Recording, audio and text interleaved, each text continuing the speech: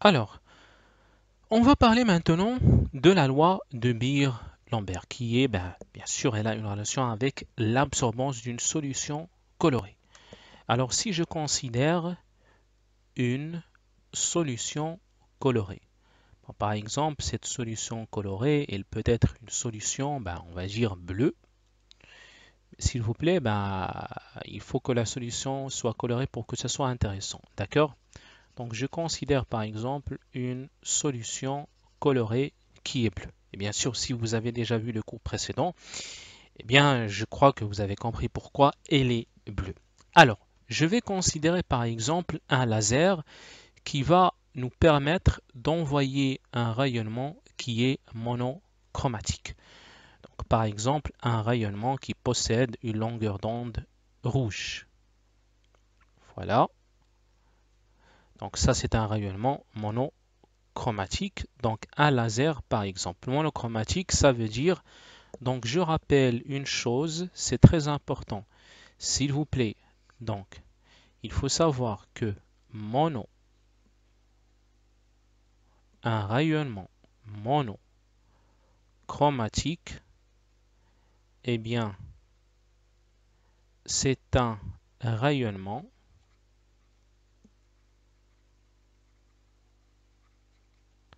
qui possède une seule couleur.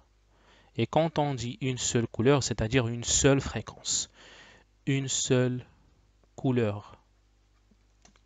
D'accord? Donc c'est ça un rayonnement monochromatique. Par contre, un rayonnement polychromatique, eh bien, il contient plusieurs couleurs, comme par exemple la lumière blanche. Elle possède et elle contient plusieurs couleurs, la lumière blanche. Donc je vais appeler ça un, bon, ça c'est un rayonnement qui est transmis. Il possède une intensité, qu'on va dire intensité incidente. Voilà. Et qu'est-ce qu'il va se produire? Eh bien, ce rayonnement, il va, bien sûr, il va parcourir ce chemin-là et exactement, il va parcourir une distance qu'on va appeler L. Donc, de là vers là, je vais le noter par L. Donc, bien sûr, puisque ici la solution elle est colorée, je ne vais pas avoir la même intensité, bien entendu. Donc, cela veut dire que mon rayonnement, il va changer. Donc, je vais avoir ici une intensité transmise. Intensité qu'on va appeler intensité transmise. Eh bien, c'est assez intéressant parce que grâce à un appareil qui s'appelle le spectrophotomètre, on va analyser notre intensité transmise.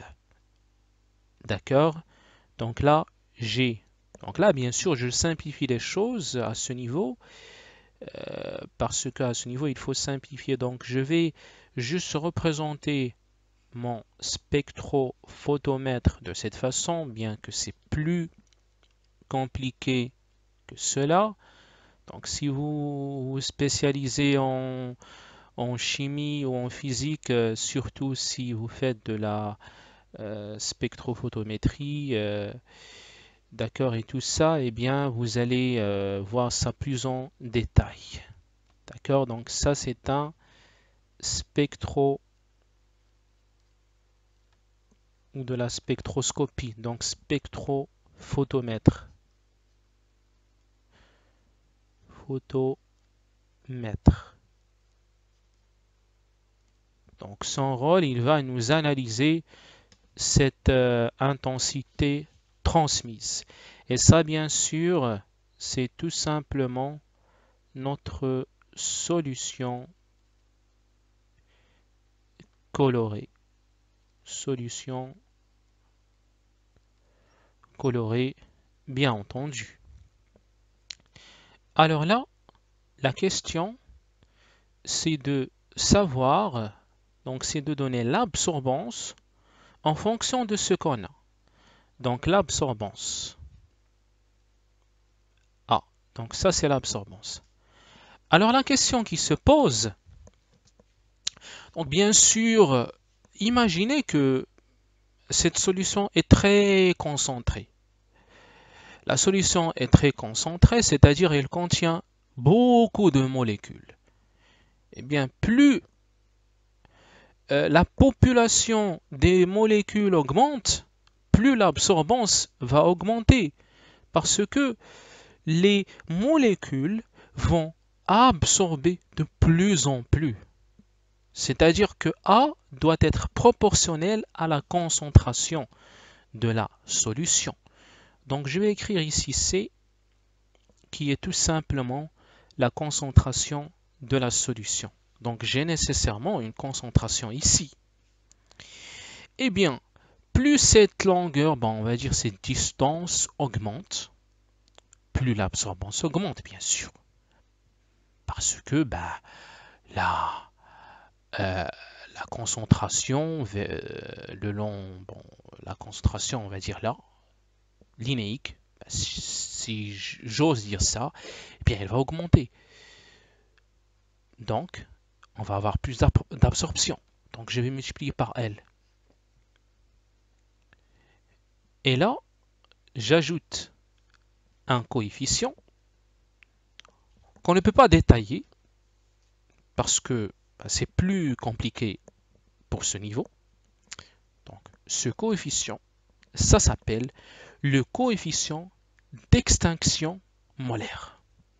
Donc, on le note par epsilon, indice lambda. Donc, on ajoute lambda parce que il dépend de la longueur d'onde lambda de la radiation utilisée. Donc ça c'est tout simplement la concentration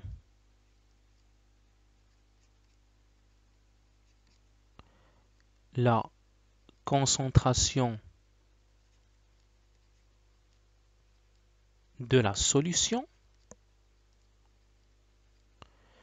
Le L, c'est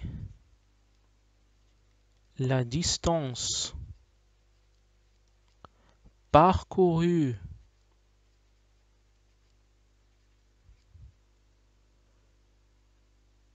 par la lumière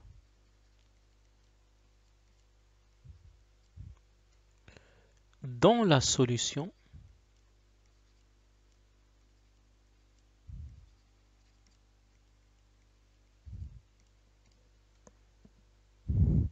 Et ce epsilon là, c'est tout simplement le coefficient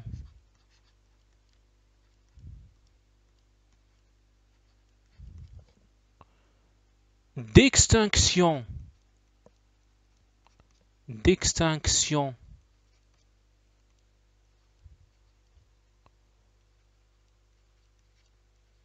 molaire, eh bien, qui dépend de la nature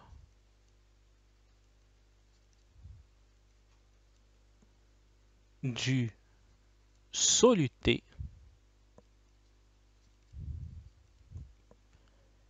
et aussi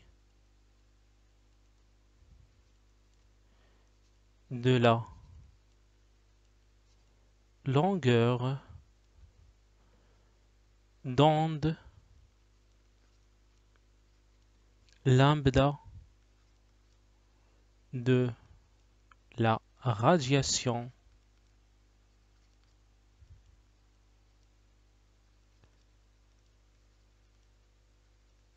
utilisée.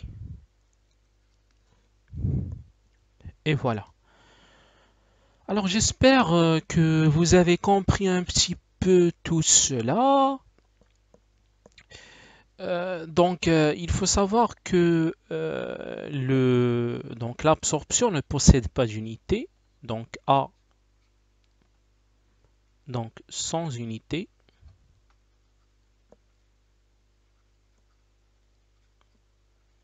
et ne possède pas d'unité. Donc là, si je vous pose la question suivante, donc on peut vous poser cette question. Donc, donnez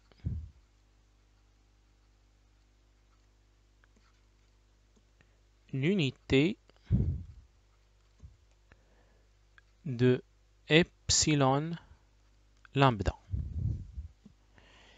Eh bien, c'est très simple. Donc, ça dépend. Bon, on peut donner, on peut dire que L c'est en centimètres, c'est pas un problème. Donc, pour savoir l'unité, c'est très simple.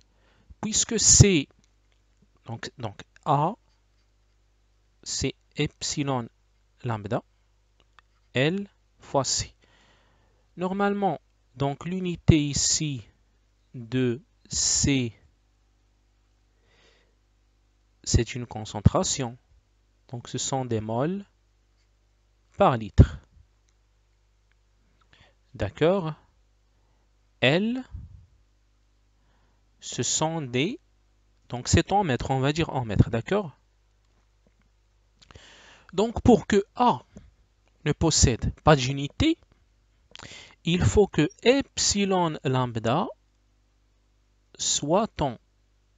Donc l'unité de epsilon lambda, ce sont des litres multipliés par mol à la puissance moins 1 multiplié par mètre à la puissance moins 1. C'est simple. Parce que je vais avoir ici, donc je peux reprendre ce que j'ai écrit ça, bon, c'est bien, parce que je vais de toute façon répéter l'expression de A que vous allez apprendre. Donc l'absorbance, c'est epsilon lambda multiplié par L multiplié par la concentration. La concentration s'exprime en mol par litre, c'est-à-dire fois litre à la puissance moins 1.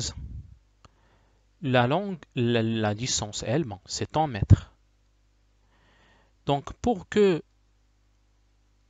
A ne possède pas d'unité, il faut avoir L, c'est-à-dire le litre, multiplié par le mètre à la puissance moins 1, multiplié par mol à la puissance moins 1.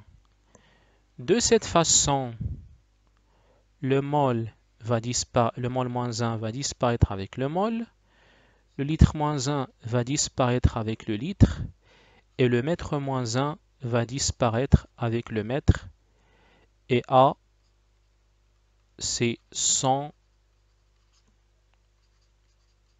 unités.